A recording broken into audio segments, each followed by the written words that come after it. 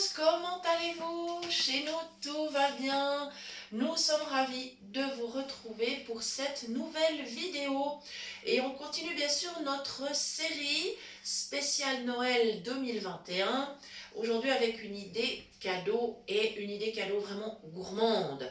Nous allons préparer une pâte à tartiner aux amandes. Voilà, on va personnaliser un petit peu puisque la pâte à tartiner, normalement, c'est avec de la noisette. Eh bien, nous allons la faire avec des amandes pour changer. Voilà, on va d'abord lister les ingrédients dont vous allez avoir besoin. Il nous faudra 1 décilitre de lait, 170 grammes ou traduit en version pour nos amis suisses et belges, 170 grammes de lait condensé.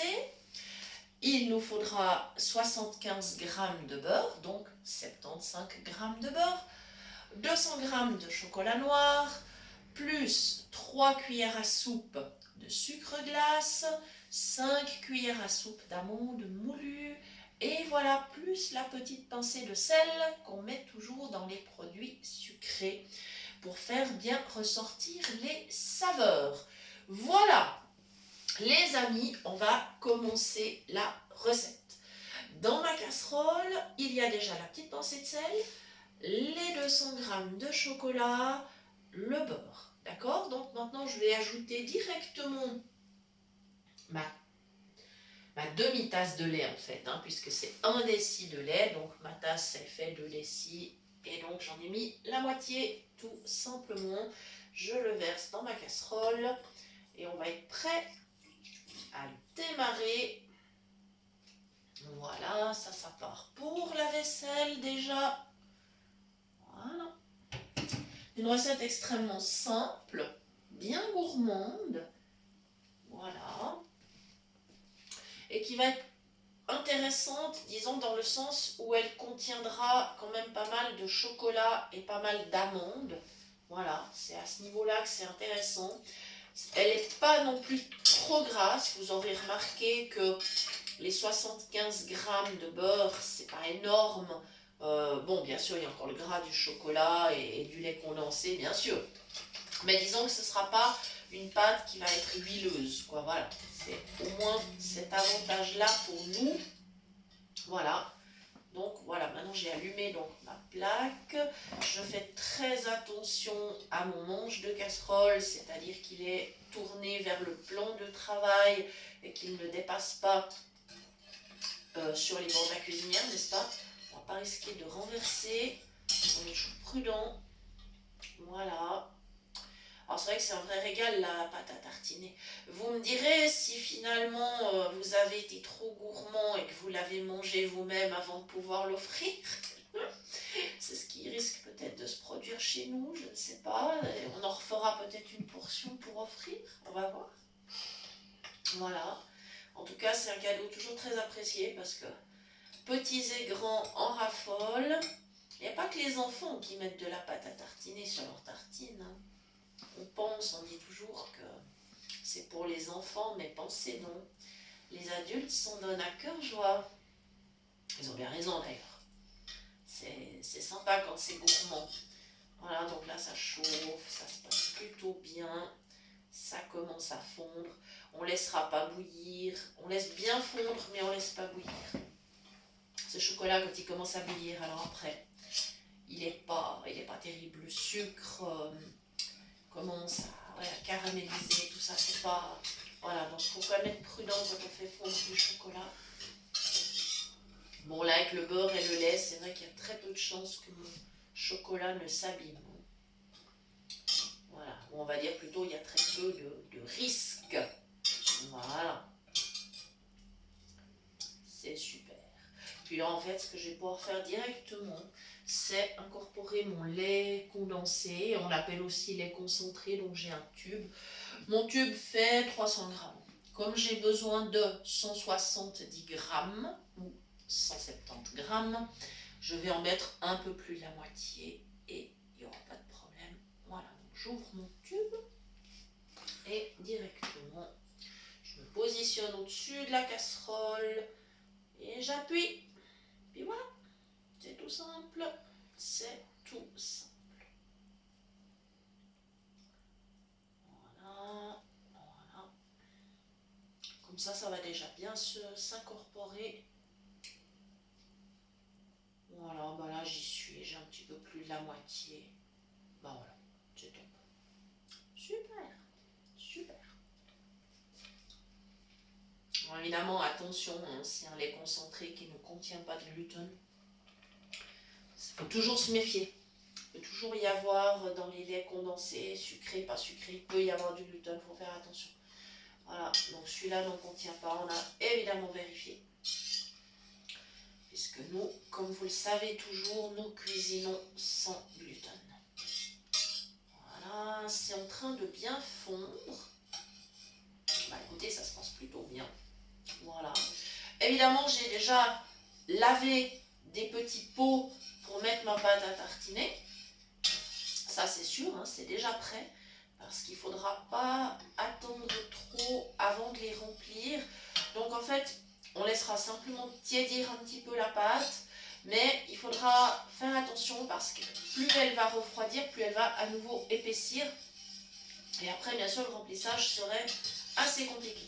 Donc, pour moi, l'astuce, c'est de prendre la petite louche qui a un bec verseur, qui est la louche à sauce, en fait, hein, pour remplir les petits pots. C'est vraiment ce qui va le mieux.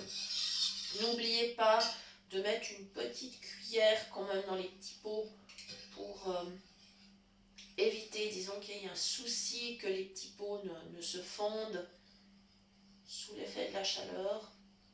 Même si la masse est tiède, on va rester prudent. On va rester prudent. Voilà, en tout cas là, ça commence à bien se passer. Mon chocolat est presque complètement fondu. On le sent ça en tournant, hein, quand il n'y a plus de, je dirais, de résistance. Quand voilà, qu'il n'y a plus de morceaux, quand on tourne avec le fouet, ben, on se rend compte que c'est fondu. Voilà. J'ai juste positionné ma main au-dessus de la casserole. Voilà, c'est pas très chaud, donc ça va bien. Ça n'est pas très chaud, ça risque pas de bouillir. Donc voilà, c'est super bien. Voilà. Ça va être bien gourmand. Celle-ci, elle est bien chocolatée. Voilà.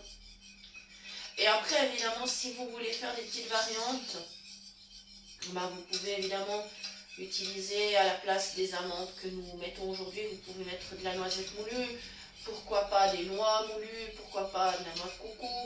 Alors attention, la noix de coco, ça sera un peu plus granuleux quand même, hein. Mais ça peut être quand même sympa au niveau du goût. Après, si vous souhaitez ajouter par exemple du sucre vanillé, ou bien si vous souhaitez mettre un petit peu d'amande amère en arôme, hein, ou de la pistache, eh bien n'hésitez pas à le faire. Voilà, même éventuellement la cannelle aussi, c'est sympa en cette période de fin d'année. C'est vrai que c'est des goûts qu'on aime bien comme ça incorporer. Il y a aussi quelque chose qui se marie super bien avec le chocolat, c'est le zeste d'orange. Ça, c'est vraiment top. Donc voilà. Le zeste de citron, c'est plus surprenant, mais c'est très bon aussi. Voilà. À savoir que le citron, ça va bien aussi avec les amandes. Voilà, l'orange aussi d'ailleurs. Bon, alors que le zeste, hein, parce que si vous mettez le jus, on va fausser l'équilibre de la recette. Donc uniquement le zeste. Voilà. Donc quoi, vous voyez, il y a toujours moyen de faire des petites variantes et de faire quelque chose de particulièrement gourmand. Voilà, ma texture commence à être fort bien. J'avais préparé dans un petit pot mes 5 cuillères d'amandes moulues plus les 3 cuillères de sucre glace. Et donc, je me positionne au-dessus de la casserole. J'ajoute, voilà, mon petit pot, il part à la vaisselle. Ça y est, ça fait un peu de bruit dans l'évier, c'est pas grave, il n'y a pas de catastrophe. Ne vous inquiétez surtout pas. Je vais baisser un peu mon feu. Voilà. Alors évidemment, le fait d'intégrer les amandes moulues, le sucre glace, eh bien ça épaissit un petit peu ma masse. Si vous n'aimez pas utiliser le sucre glace, hein, je sais qu'il y a des personnes qui n'aiment pas du tout travailler avec le sucre, eh bien pourquoi pas 3 cuillères à soupe d'un bon miel, ça sera vraiment parfait, c'est tout à fait faisable. Sinon, on m'a aussi parlé du sucre de bouleau, il paraît que c'est très bon, alors je n'ai encore pas testé, mais j'ai bien envie d'essayer. Voilà, sinon vous avez toujours les alternatives, par exemple le sirop d'érable. Le sirop d'érable vous donnera un petit goût caramélisé si vous remplacez vos 3 cuillères à soupe de sucre glace par 3 cuillères à soupe de sirop d'érable.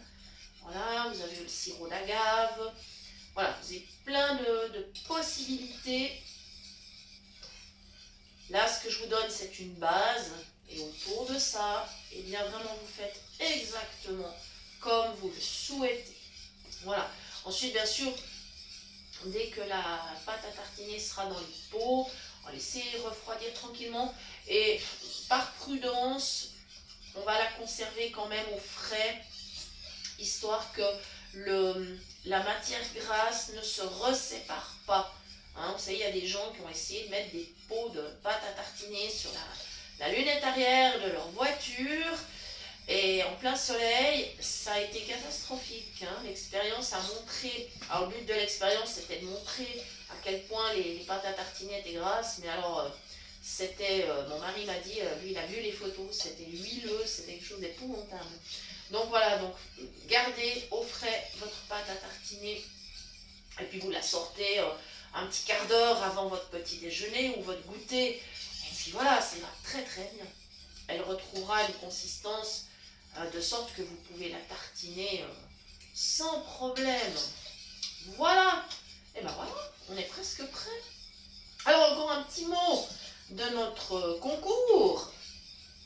Personne n'a trouvé la bonne réponse pour l'instant, donc je repose la question pour gagner donc un paquet de sachets de sucre vanillé. Il y a 4 sachets dans mon paquet. Je vous repose la question. Quel est le fruit de la vanille?